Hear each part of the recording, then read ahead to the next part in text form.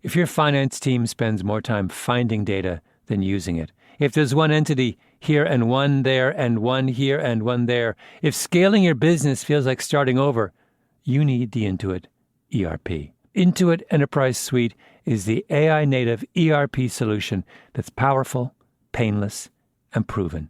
Learn more at intuit.com/ERP. We spend hours deciding what to buy, but there's a split-second decision that can make or break a sale. Do you have the trust to hit buy now? Agentic commerce is testing that moment more than ever. And that's where PayPal comes in. With 25 years of checkouts, 400 million consumer accounts globally, and the benefit of purchase and seller protection, all of which make sure wherever a purchase starts, it ends with trust. Built for payments, growth, and agentic. PayPal Open, built for all business. Visit paypalopen.com. Purchase and seller protections on eligible transactions only. Terms apply. See paypal.com/risk-management for details. Whatever your goal, trade, show, giveaways, client gifts, or team gear, 4imprint has the promo products to match. With thousands of options, from apparel and drinkware to tech and totes, it's easy to find the right fit for your brand and budget, with standout choices at every price point. And with their 360-degree guarantee, you can be 4imprint certain your order will show up just right, right on time. Explore more at 4imprint.com. 4imprint for certain.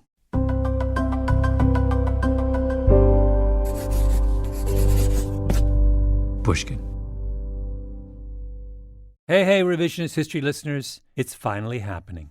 One of the most exciting projects I've ever been part of at Pushkin, our collaboration with Barack Obama on the story of one of the most consequential and overlooked periods in American history. The years after the Civil War known as Reconstruction, when, after tearing itself apart over slavery, the United States tried to put itself back together.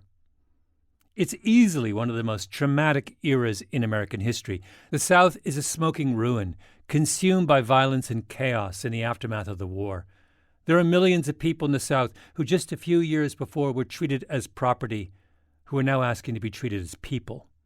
The politics, the economics, the morality of the republic is up in the air. And Reconstruction is the time when the country struggles to meet those challenges and both succeeds and spectacularly fails in ways that would have consequences for the next 150 years. The series is called Reconstruction, The Unfinished Promise, an 8-part podcast hosted by me in collaboration with Barack Obama. I'm going to play the first episode for you now. You can find the rest of the series on Audible or wherever you get podcasts. After the war. Douglass is such a fascinating character, right? Frederick Douglass, perhaps America's most famous abolitionist leader, a person who as a child escaped from slavery, who went on to become a global spokesperson for freedom. When I sat down with President Barack Obama, he really wanted to talk about this larger-than-life man. Douglass is constantly battling between a desperate belief that the better angels of our nature will win out. He has seen this possibility of genuine equality, but he has also seen the very worst. Right? He himself has experienced slavery. He has watched slave catchers grab people and haul them away, and he has witnessed equivocation and cowardice and betrayal. I am struck by that same thing, that he sees the best, and he also is clear-eyed about who we are and what we're capable of. And this is why I think he belongs in that kind of pantheon of founding father. Frederick Douglass is a founding father. He really is. He really is.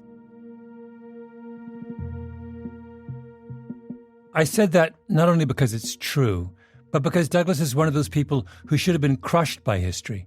Instead, for a long time, he bent it to his will. The movement to end slavery did not begin with Frederick Douglass. That movement existed before the United States did. A year before the Declaration of Independence, Philadelphia Quakers founded the nation's first anti-slavery society. And from the beginning of the transatlantic slave trade, enslaved people organized revolutions and plotted escapes. And the abolition movement churned out fiery figures that are now well known: Harriet Tubman and Sojourner Truth, William Lloyd Garrison and David Walker, the radical John Brown. But certainly, Frederick Douglass was best known in his own time, both in the U.S. and abroad. And so we begin our series with Douglass in the opening days of Reconstruction in 1865. He's a man who thinks he's just completed his life's work, but he's about to discover that his work has just begun.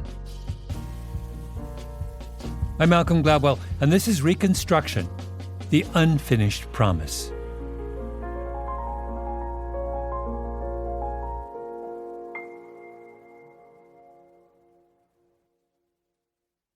One of our editors, Kai Wright, has been obsessed with Douglass for years, and particularly with the evolution of the man's politics.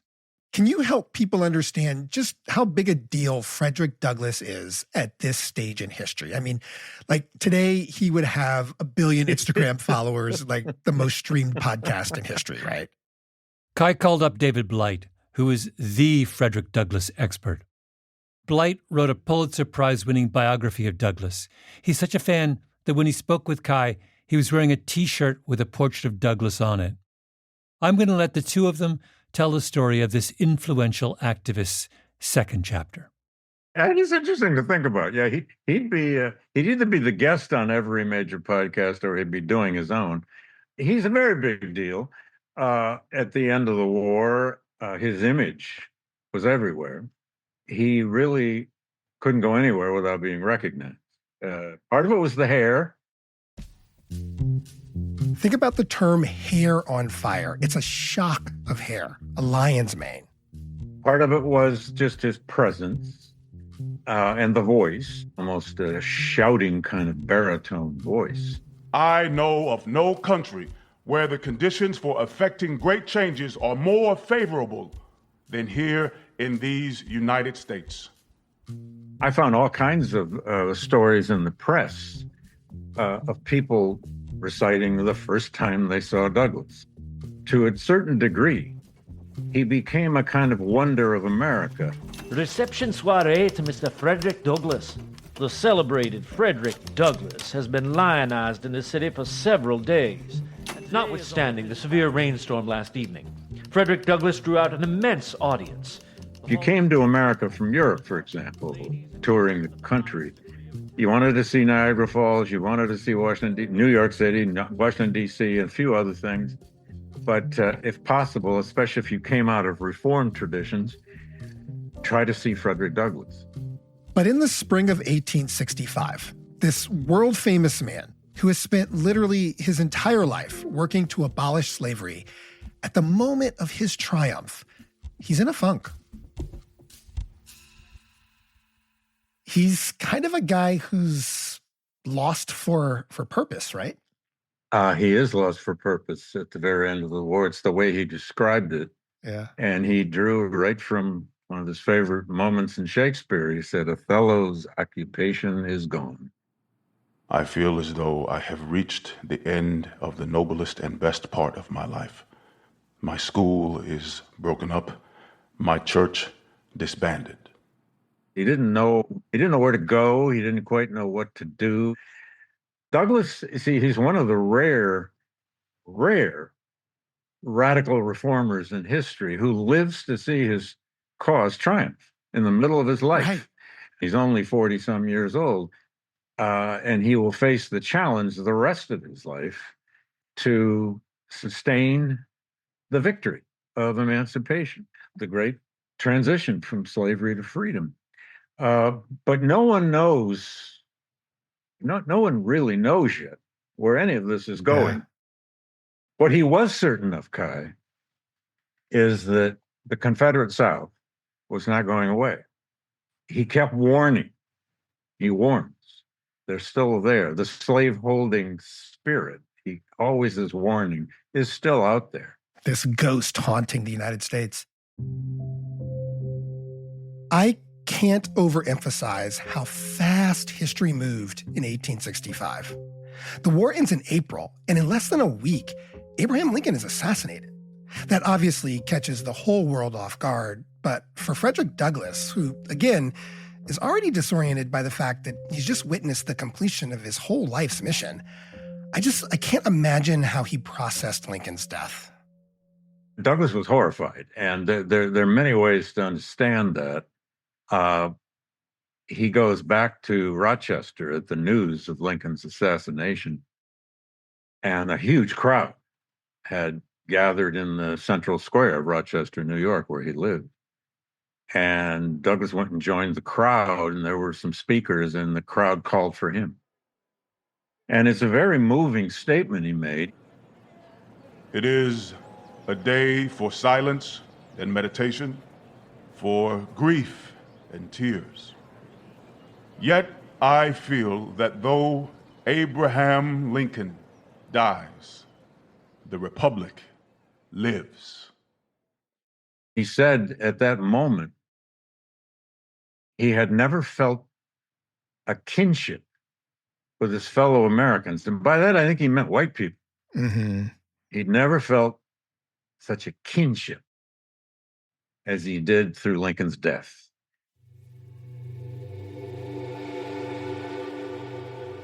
Just think about these two men. Here's Douglass, a formerly enslaved child who now commanded the attention of the President of the United States. During the war, he was able to look Lincoln in the eye and challenge him to do more, to not only end slavery, but to arm black men in the fight to save the Union. And here's Lincoln, standing astride history, trying to save the Union and gradually realizing that Douglass was right. The only way forward for the United States was to abolish slavery. Both Lincoln and Douglass are legendary pragmatists, cerebral by nature, but each of them see the national story in fully biblical terms. They're ready to partner in this divine task of rebuilding the United States. And then, bang. Partnership is snuffed out in one gunshot on Easter weekend, no less, just days after the end of the war. And the man who rises into the presidency as a result of that gunshot, he is no Abe Lincoln. Andrew Johnson is an interesting character. He was literally the polar opposite of Lincoln. Manisha Sinha is chair of the history department at the University of Connecticut, and she has written a great deal about Lincoln's successor, Andrew Johnson, America's troubled 17th president. She's an advisor on our series. Johnson seems to have been a person who really sort of lacked political skills. You know, he's petty, he's mean, he's vindictive, he's abusive, he's a drunk. He's not a great character to inhabit the office of the President of the United States. But Lincoln had picked Andrew Johnson as his vice president in 1864 as a show of national unity because Johnson was a Southern Democrat instead of a Northern Republican. The first sign of trouble came on Lincoln and Johnson's inauguration day. There are the stories that Andrew Johnson was a little schnockered on some brandy or bourbon or something because he had a horrific toothache that day. Now, he might have been sipping for other reasons, who knows, but he was not entirely sober at his inauguration as vice president of the United States. Now, at that point, what Douglass and others knew about Andrew Johnson is he's obviously from Tennessee. He's from East Tennessee. There's an old saying about Johnson, quote, old Andy never went back on his raisin, which means he knew where he was from. He was a damn good stump speaker. He could jump on a wagon and get the farmers cheering about something. He's a former slaveholder, that was known, who never believed in secession, which is why he stayed in the Union. He was the only senator from a seceded state to stay in the Union, which is what got him on Lincoln's ticket. Which, by the way, I've always said this to all my dear friends who are Lincoln scholars. Why don't you ever talk about that? That's one of Lincoln's biggest mistakes. It's a horrible choice. It's a horrible He choice. makes a horrible choice. I mean, politically at the moment, it's a unity, it's a reunion ticket for this symbolism of the Southerner who stayed in the Union. He's a unionist. He really was, but a former slaveholder, a racist in his bones, and a fervent states' rights advocate. And of course, nobody expected presidents to be shot. Andrew Johnson takes over the presidency at the start of the remarkable era that historians now call Reconstruction. We get to use the word unprecedented sometimes because it fits. The country had never been in this situation, the end of a massive civil war. America was now being reinvented, but how? What would it do? Who were the freed people? How would they be defined? Frederick Douglass couldn't have felt Andrew Johnson was fit to lead the nation through this conversation. But Douglass did have a clear idea about how to answer that crucial question of Reconstruction. Slavery is not abolished until the black man has the ballot. We need voting rights, first and foremost. And the Republicans who controlled Congress mostly agreed. That's where Lincoln had been headed. Lincoln, when he died, one of the last speeches he made was to say black men who are educated and who have served in the Union Army should get the right to vote. So that's like the first public endorsement of black citizenship. But Andrew Johnson? He wanted nothing to do with black civil rights, political rights. He wanted, to the extent we can understand him, he wanted black people to become a kind of an American serfdom. They would remain agricultural workers. They would stay in the South. They would be a backbone of the economy. To the extent Andrew Johnson thought much about all of that, that's as far as he ever wanted to go. He did think a great deal about how to handle the Confederacy. Remember, the Confederate States left the Union. They seceded and took up arms against the United States. And their leaders, many of whom had been members of Congress before the war, were actual literal traitors. So one of the big questions of Reconstruction was how to bring these states and their traitorous political leaders back into the fold. Johnson, he had been a senator from a Confederate state at the start of the war. He just personally refused to secede. So now he's president and he wants the traitors back in. They would be immediately readmitted to the Union. He would accept some disenfranchisement of ex-Confederates. But even that, he had an alternative plan for, which was to require them to apply to him personally for pardons. And that is Sounds familiar. That whole staff of people working for the executive branch, just processing pardons for ex-Confederates. They would literally line up at the White House or executive building nearby to get their pardons. Johnson liked the idea. See, Johnson had the self-image of a poor boy. He's a poor boy from East Tennessee, hill country. And he did grow up with not much, although he had owned some slaves. And he was proud to tell you that. But he liked the idea of the old planter class, which he was not from, having to kind of cower to him. Right. So, yeah, that sounds familiar too, doesn't it? The guy with the sense of grievance is going to make everybody who might have looked down on him come and bend their knee. He loved that. And meanwhile, black people have to get caught in the middle of it. Black people aren't even going to be allowed in the middle of it. Whatever Andrew Johnson may be, he is no friend of our race. So Douglass sees Andrew Johnson, and now he's got his new vocation. Now he has found his calling in opposition, essentially, to Andrew Johnson. Oh, yeah. And what a great foil. David Blight and Kai Wright will be back to talk more about this coming showdown. But first, I'm taking us to meet the man who really got it underway.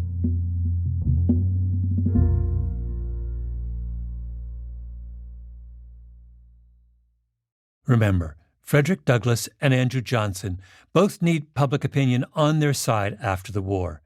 Douglass argues that the federal government has an obligation to the newly freed people of the South.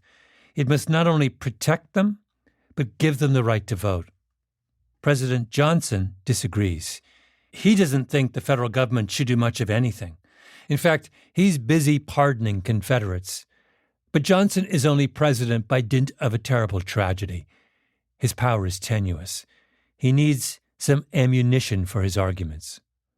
So he sends a man you've probably never heard of on a historic mission.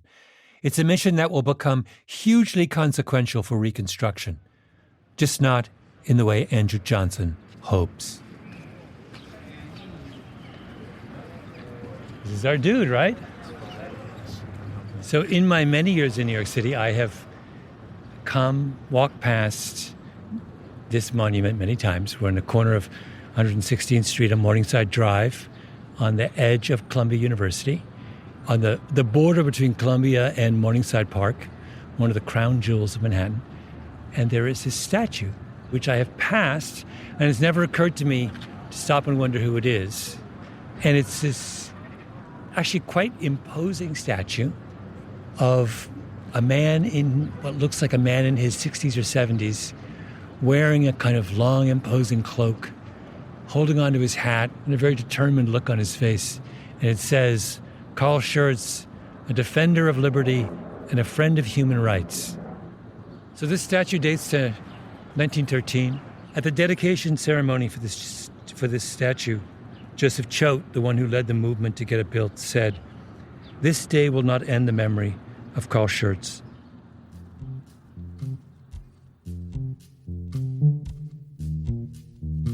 Does anyone remember Carl Schurz today?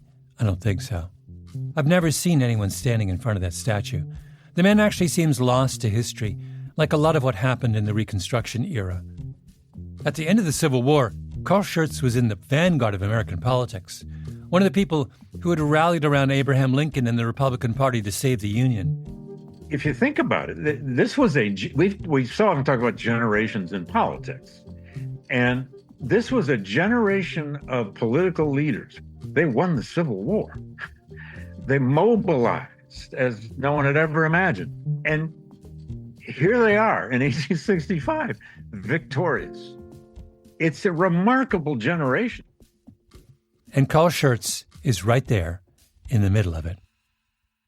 He's a German immigrant who fought and lost in movements against European monarchy before coming to America and joining Lincoln's political coalition. He sees the United States as a laboratory for democracy, as an example to the world. No more royalty, no more aristocracy, and no more slavery.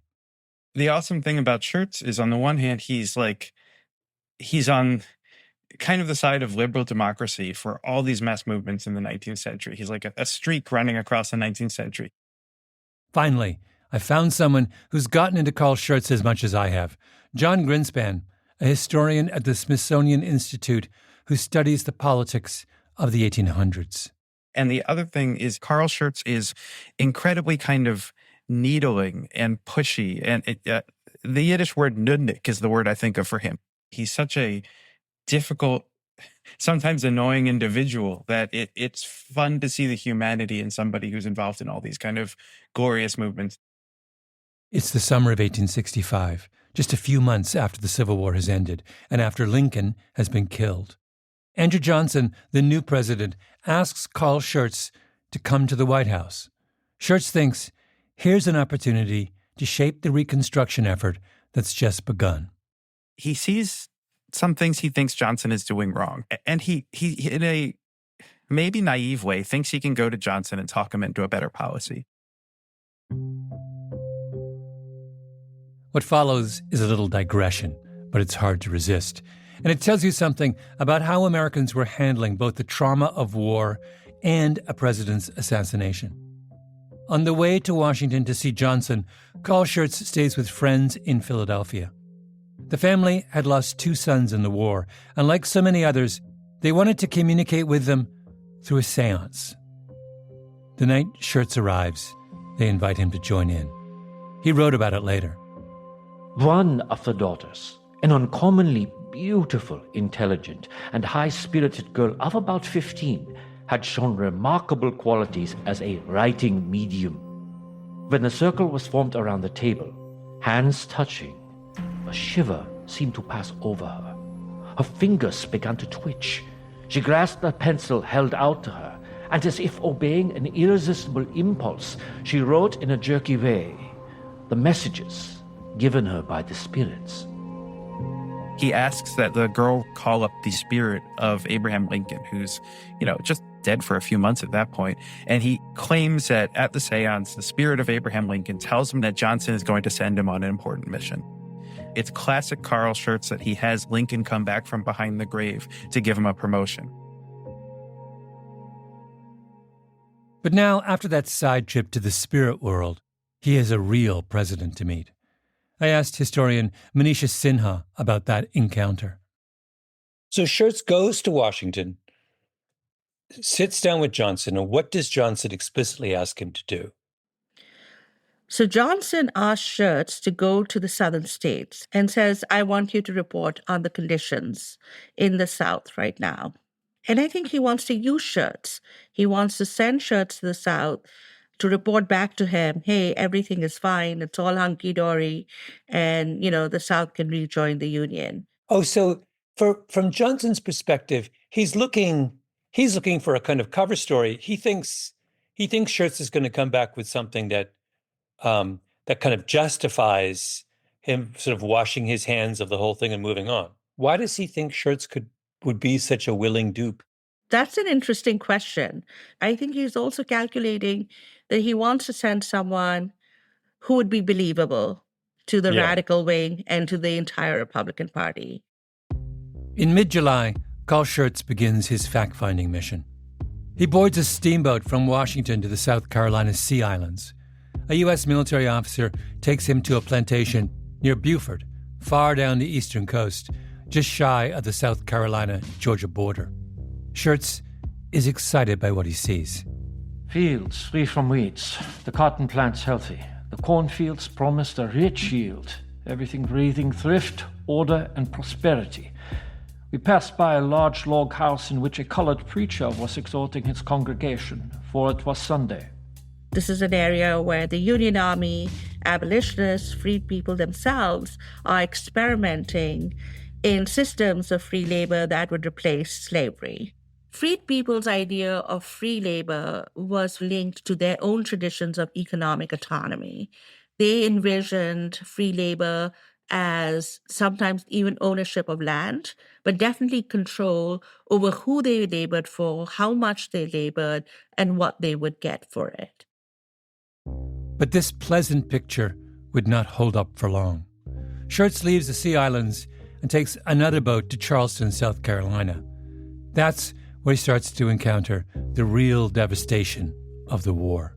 He writes about how long it takes getting into Charleston before he sees a living creature. This city that was so kind of glamorous and sophisticated on the eve of the war now looks like it's just completely in ruins.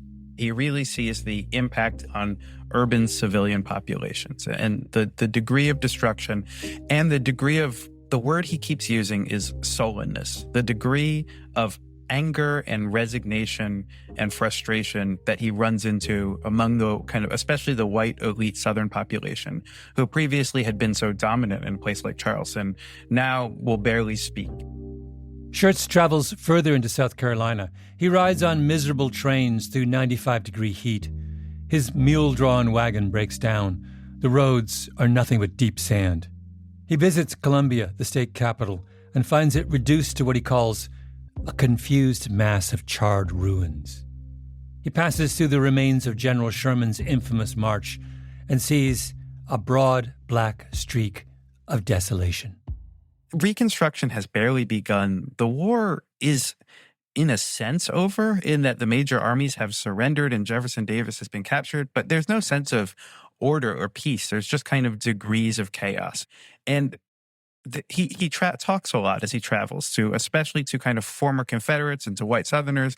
And he gets a sense that there's a consensus that the Confederacy has lost and secession has failed, but there's no agreement on what should come next. They want to fight the war over again. And they are sure in 5 years we are going to have a war bigger than any we have seen yet.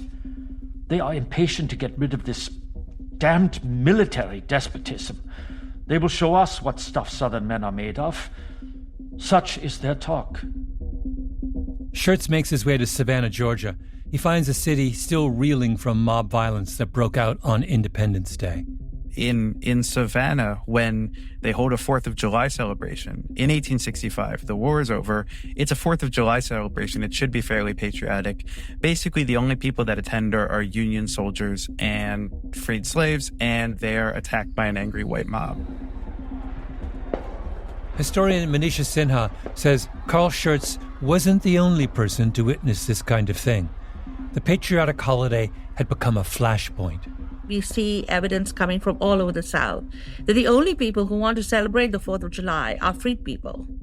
It's not Southern whites who are very sullen and hate the 4th of July, interestingly enough, at that point. And Black people really sort of seem to tie their demands and their freedom claims and their rights to the national government, to the Union Army, and to celebrating the nation. Schertz then takes a train to Atlanta. He spends the weekend there and finds yet more lawlessness. The planters in that region seem to have combined to keep the Negroes in their former state of subjection and to kill those that refuse to submit. There's a regular drumbeat at this time of open, regular violence against African Americans, formerly enslaved people, across the South. One scholar at the time estimates that there's a murder a day happening somewhere, and Schertz sees a lot of it.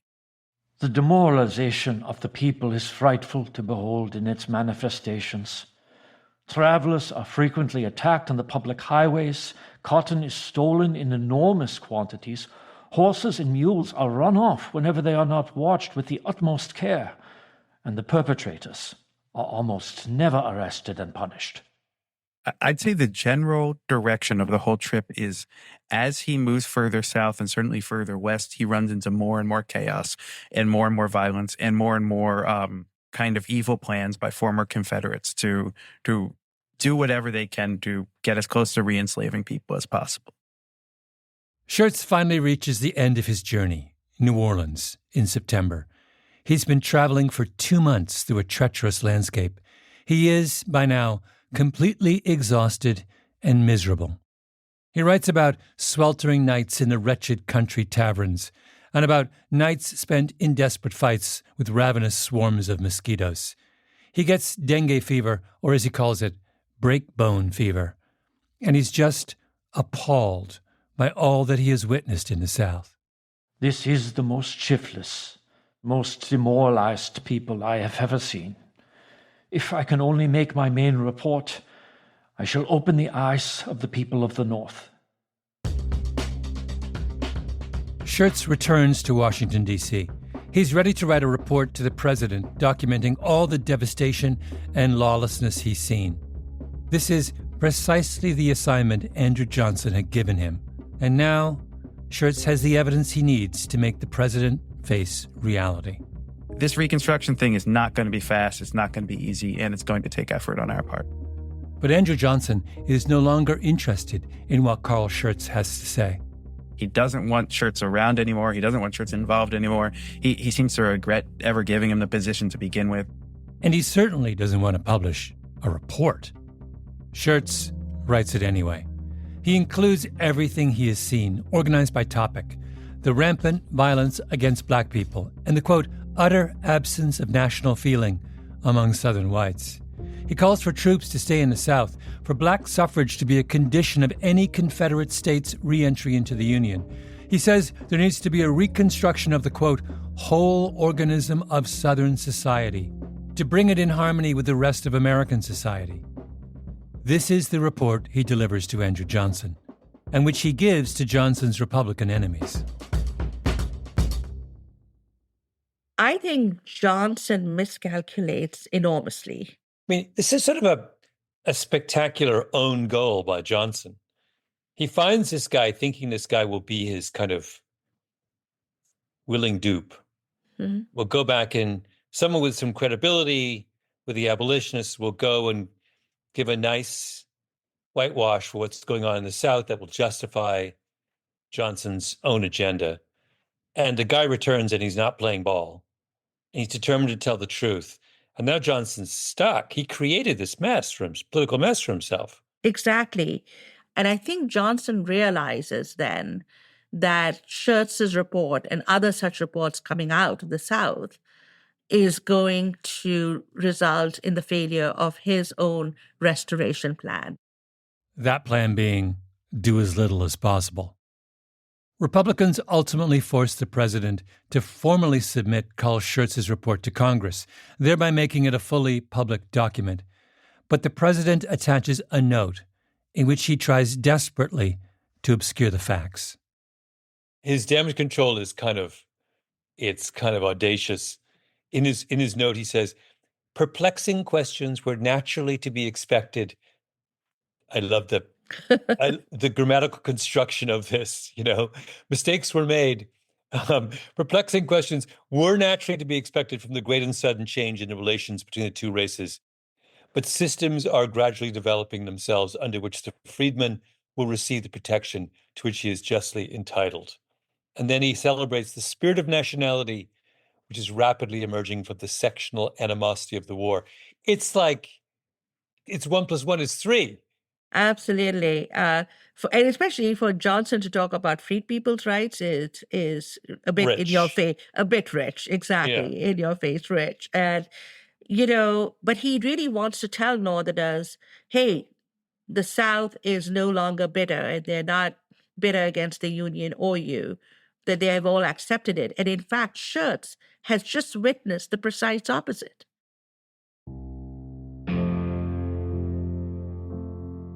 I think 100,000 copies of it go out, which is a huge number back then. And it shows up in basically all the newspapers. And by the end of the year, Schertz's report is really influencing how people are thinking about Reconstruction. Carl Schertz's report ended up being the most radical thing he ever did. He went on to have a successful career and then faded into obscurity. But his report on the condition of the South helped change the course of history, because the Republicans in Congress immediately began to challenge Johnson's policies. They put forth their own bold ideas for how the country should be put back together, and this sparks what is really the first big battle between the branches of American government: the White House versus Congress. Who will have the last word on the direction of the Union? The following year, 1866, is one of the most momentous years in American political history, and that's when Frederick Douglass steps back into the fray.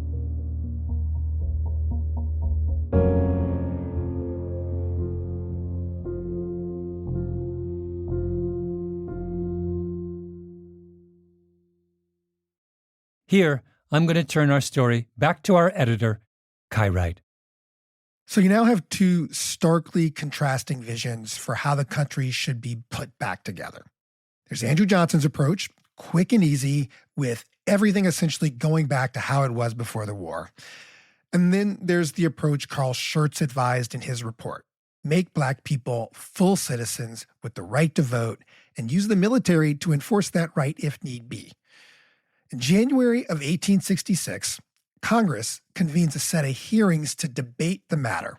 They're considering a big, sprawling constitutional amendment that will settle things once and for all. This is what will ultimately become the 14th Amendment to the U.S. Constitution. And as all of this is consuming the national conversation, Frederick Douglass leads a delegation of Black men to the White House. They managed to get this appointment. They weren't invited. David Blight again, Douglass's biographer. They went in with a prepared statement. They were able to get through part of their prepared statement. They went there to lobby the President of the United States for the right to vote and protection and all the other rights. They got through part of their prepared statement, and Johnson interrupted them. He was not going to be preached to by a bunch of Black men. In fact, at one point, he said, I especially don't want to be preached to by people like you, and he meant Douglas, who can round out periods and put in fancy words. Wow. Oh, yeah. People who know how to use their words. I don't want to be spoken No, I to don't by you you. speak to me like that. Johnson held the floor for 45 minutes. Johnson went on and on and on. And part of Johnson's speech, which is what it was, this was not a discussion. He said, you know, I once owned slaves. I want you to know I owned slaves, but I never sold one. He said that to them. I guess believing that would not offend them. I mean, it's like, guy. yeah, no, he's real. It's amazing. It got worse. Douglas would try to interrupt, like, Mr. President, may I? Mr. President, may I? And then Johnson finally just said, no, you will not speak to me. And at some point there, about 55 minutes in, Douglas said, well, we're finished here. He asked his whole delegation to get up, and they walked out. Johnson can barely disguise his own racism. He doesn't see Douglas the way Lincoln sees him, as a Black leader, and as somebody who's putting forth some legitimate ideas about Black rights and Reconstruction. It's just the opposite. He demeans Douglas, and he calls him the N-word, and he says, oh, he'll cut my throat off just like any other slave.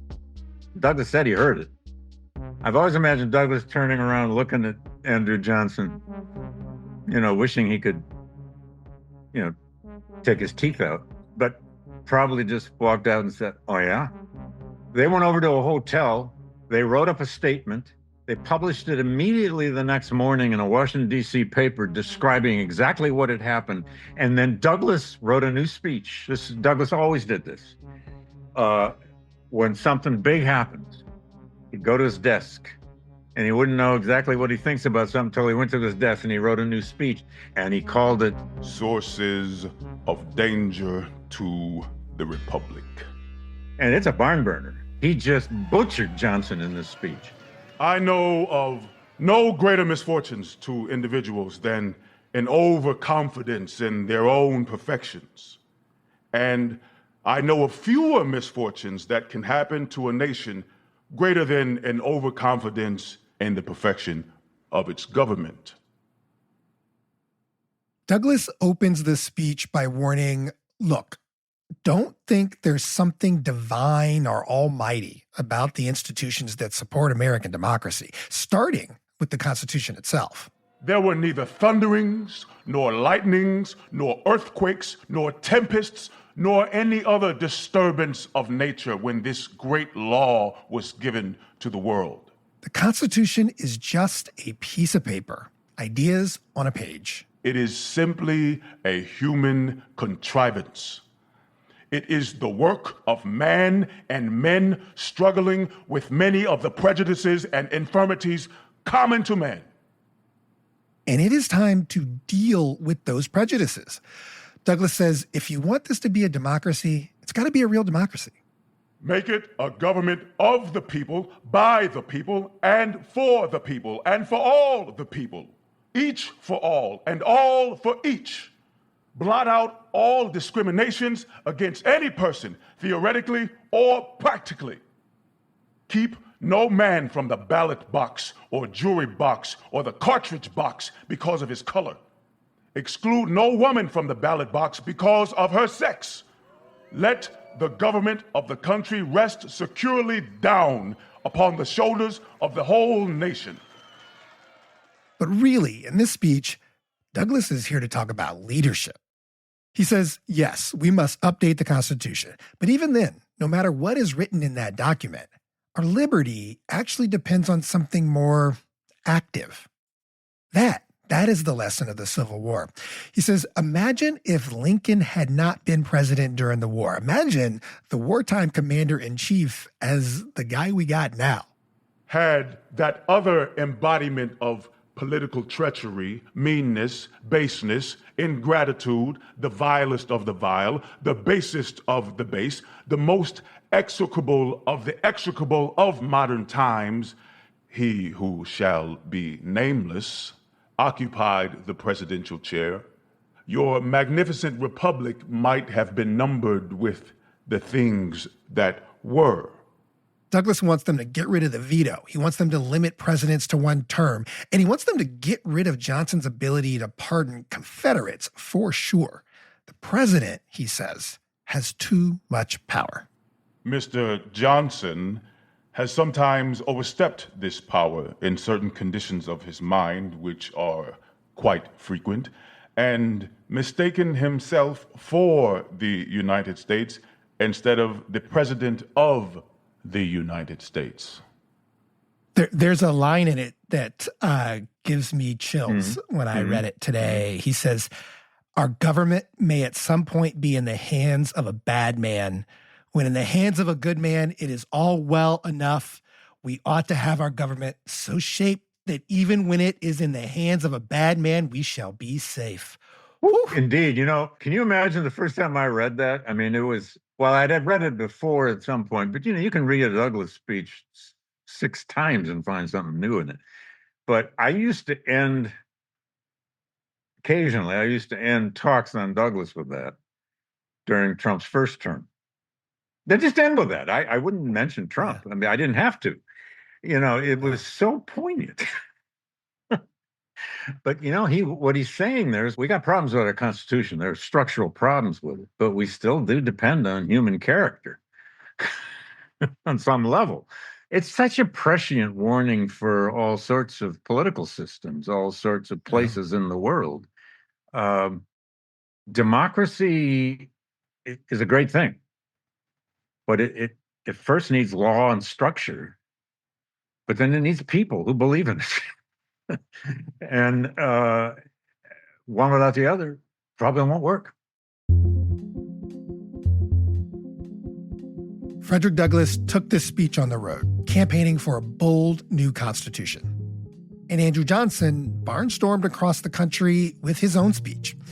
It was an election year, on top of everything else, so the president wanted voters to give him a new Congress, one that would support his vision for a quick and tidy Reconstruction. He even says the real traitors to the Union were not the former Confederates, but they are the radical Republicans and the abolitionists. These are the real enemies to the Union. Johnson is stuck in this very rigid racist view. So he thinks the majority will support him because he can play the race card. And he does that constantly. If you give Black people rights, you're taking them away from whites. He says that constantly. And he's stunned when Northern whites do not get duped by his race card because they're seeing what's happening in the South. So the sympathy is for freed people at that point. There is no sort of racial unity between Northern whites and Southern whites on this issue. Johnson completely misreads the political situation. And it totally backfired on Johnson. The Republicans overwhelmingly won those congressional off-year elections, both houses, and returned a veto-proof 2/3 majority of both houses of Congress that next fall. And for the next 3 years, from 1866 to 1870, Congress passes law after law over Andrew Johnson's vetoes. They actually grow so tired of his obstruction that they impeach him in 1868. He's the first ever president to claim that dishonor. Johnson survives by a single vote, but it hardly matters. He's a lame duck president, a leader without a party. And with Johnson out of the way, congressional Republicans radically redesign the United States of America. This would be a tremendous moment. It is kind of a refounding of the Republic because suddenly you get this momentum for the first federal civil rights laws that are passed at this time, the constitutional amendments, especially the 14th Amendment. The 14th Amendment, establishing the idea of universal citizenship to anyone born in the United States, regardless of race or any other status, with equality before the law for all citizens. The 15th Amendment, establishing voting rights for Black men at least, and civil rights laws that spell out how all these new rules are going to work. The founding principles of an interracial democracy in the United States. It's really an exciting moment in American history. Black Southerners leap at the opportunity as well. They rush to the polls to vote. Thousands of black men hold public office, and they help create some of the most progressive state governments in the history of this country.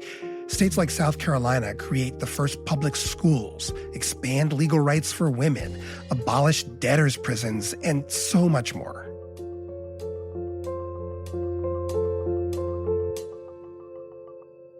They did engineer a remake in the United States.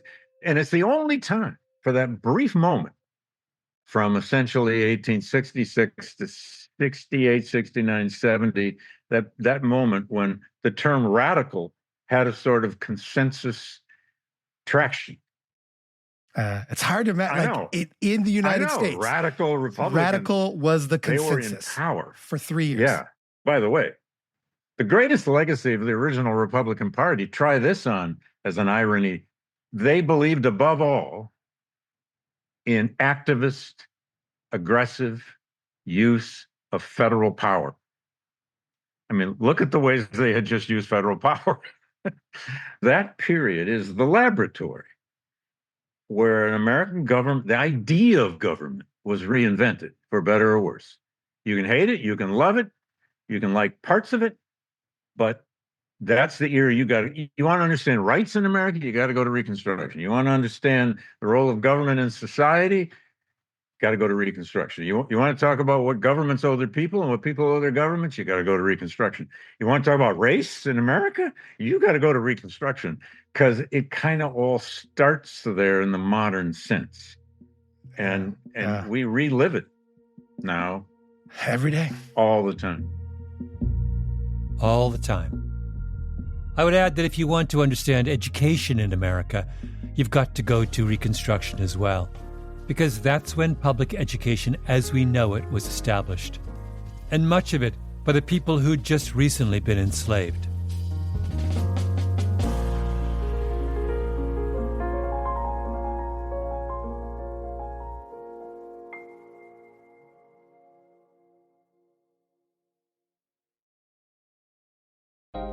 If you want all of your data in one place, if you want a single home for all of your entities, if you want to spend more time working and less time searching, you need the Intuit ERP. I know because I'm Damon John, and I run my growing business on Intuit Enterprise Suite, the AI native ERP that's powerful, painless, and proven.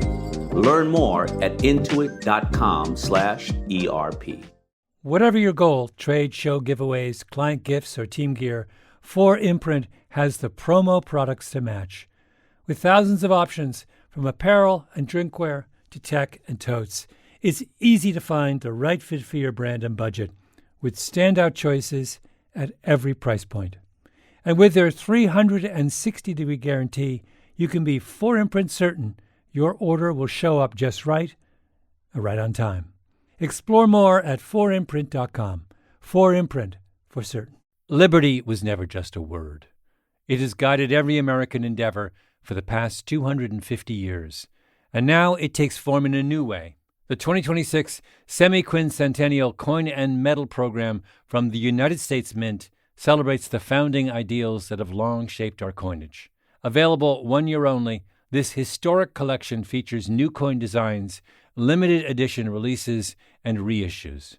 Shop new official coins at usmint.gov/semiq. That's usmint.gov/SEMIQ.